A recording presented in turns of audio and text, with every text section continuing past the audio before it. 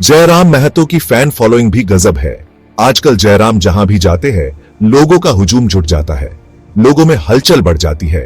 लोग अपना सब काम धाम छोड़कर जयराम को देखने, जयराम से मिलने पहुंच जाते हैं। जयराम भी अपने शुभचिंतकों से पूरे दिल और सम्मान से मिलते हैं। आखिर क्यों झारखंड के लोग जयराम के दीवाने हैं? क्यों लोग जयराम को पागलपन की हद तक प्यार करते हैं? ऐसा कौन सा जादू कर दिया है जयराम ने? क्या जयराम काला जादू जानते हैं?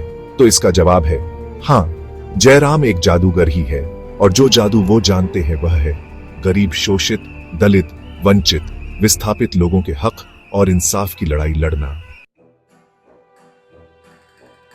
इतिहास गवाह है, जब जब धरती पर अत्याचार बढ़ा है तब तब ईश्वर ने अवतार लिया है और दुष्टों का संहार कर आम लोगों को अत्याचार से मुक्ति दिलाई है। इसी की एक अगली कड़ी जयराम महतो हैं, जो झारखंडियों को उनका हक, उनका अधिकार दिलाने के लिए पैदा हुए हैं। दशक बीत गए, झारखंड का निर्माण हुए। हमारे बुजुर्गों को कहते सुना था कि हमें अलग राज्य चाहिए। हमारी धरती अकूत खनिज, धन संपदा से भरपूर है, मगर बिहार में हमें अपना अधिकार नहीं मिलता। हमारा अपना राज्य होता तो हमें विकास क्या होता है देखने को मिलता। लंबे संघर्ष के बाद हमें अपना राज्य झारखंड तो मिल गया। विकास के इंतजार में हमारे बड़े बूढ़े अपनी टकटकी भरी निगाहों से देखते देखते इस संसार से चले गए, मगर विकास बाबू का आज तक पता नहीं चला कि वे कहां चले गए। झारखंड बनने के बाद स्थानीय नेताओं ने विकास का सपना तो दिखाया था, मगर वह सपना भी टूट गया। विकास की जगह केवल विनाश ही देखने मिला। चंद लोगों ने भोले भाले झारखंडियों को मूर्ख बनाकर लूट लिया। पूरा झारखंड सहित झारखंडियों को निचोड़कर इस तरह बेकार बना दिया, वो दर्द से कराह भी न सके। और जब इसकी इंतहा हो गई तो इस घनघोर अंधेरे में एक रोशनी की हल्की सी किरण जयराम महतो के रूप में दिखाई दी। राजनीति में जयराम का आगमन किसी सूखे बंजर रेगिस्तान में एक हरे पेड़ के समान है। लोगों में विश्वास है कि यह छोटा सा पेड़ ही सही हरा तो है और शायद अपनी हरियाली चारों ओर फैला दे। जयराम भी लोगों को निराश न करते हुए अपने प्रयास में लगे हुए हैं। अपने संघर्ष काल में वे भली भांति समझ चुके हैं कि इन रक्त पिपासु राक्षसों के मकड़जाल को तोड़ना इतना भी आसान नहीं है। जिन लोगों के मुंह में खून लग चुका है उन्हें शाकाहारी बनाना सरल नहीं है।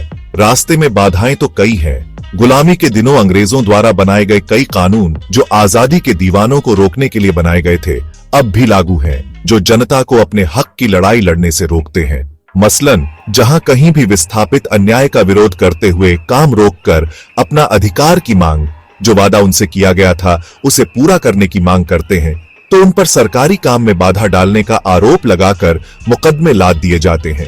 पुलिस प्रशासन की मदद से भय का वातावरण बना दिया जाता है। तो ऐसी स्थिति में लाचार मजबूर लोग क्या करें? क्या सरकार गांधी जी के दिखाए शांतिपूर्ण रास्ते पर चलकर न्याय मांगने वालों को न्याय देगी? ऐसा बिल्कुल नहीं होता।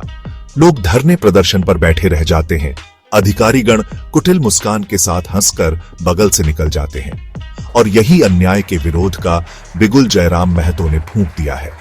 जयराम जानते हैं कि लात के भूत बात से नहीं मानते, उन्हें मनवाने के लिए लात चलाना पड़ता है, और कई मौकों पर अपना रौद्र रूप दिखाया भी है। जयराम ने अब इन केस मुकदमों से डरना छोड़ दिया है। जयराम जानते हैं कि न्याय पाने का रास्ता कठिन है। न्याय पाने के रास्ते में बहुत कांटे हैं, मगर जयराम जानते हैं कि इन कांटों को कैसे निकाला जाए और झारखंड के शोषित पीड़ितों को कैसे न्याय दिलाया जाए। जयराम जानते हैं कि लात के भूत बात से नहीं मानते, उन्हें मनवाने के लिए लात चलाना पड़ता है, और कई मौकों पर उन्होंने अपना रौद्र रूप दिखाया भी है। खैर, अभी तो जयराम के लिए बहुत लंबा सफर बाकी है। लड़ाई अभी बहुत लंबी है। सामने दरिंदों का समूह है जिससे टकराना इतना आसान नहीं है। संतोष की बात अभी इतनी है कि जयराम ने झारखंडियों में विश्वास तो जगा ही दिया है, अन्याय के विरुद्ध लड़ने के लिए एकजुट कर ही दिया है। अब प्रशासन में बैठे लोग भी समझ चुके हैं, अब उन्हें जनता की आवाज सुननी ही होगी। हालांकि जयराम बनना इतना आसान नहीं। अपने प्रारंभिक दौर में जयराम को किन किन आलोचनाओं का सामना करना पड़ा। लोग उनकी भाषा पर उंगली उठाते रहे। संजय मेहता, रिजवान अंसारी, करण महतो, तीरथनाथ आकाश जैसे कई नेताओं ने देखा कि जेएल के एम में उनकी दाल नहीं गलने वाली। यहां नेतागिरी के नाम पर वसूली नहीं कर सकते, तो इन लोगों ने साथ छोड़ दिया और कई घिनौने इल्जाम जयराम पर लगाने लगे। मगर जयराम ने बिना धैर्य खोए इन झंझावतों का मजबूती से मुकाबला किया। लोकसभा चुनाव में मिले अपार समर्थन से घबराए अन्य दलों के नेताओं ने विधानसभा चुनाव में जयराम और उनके साथियों के राह में कांटे बिछा दिए, यहां तक कि उन्हें अपने क्षेत्र में जाने तक से रोक दिया। लोग जयराम के दीवाने ऐसे ही नहीं हैं। जब भी कोई दिल से लोगों का भला चाहता है तो लोग भी उसे चाहने लगते हैं, और यही चाहत है कि लोगों को जयराम की ओर खींचता है।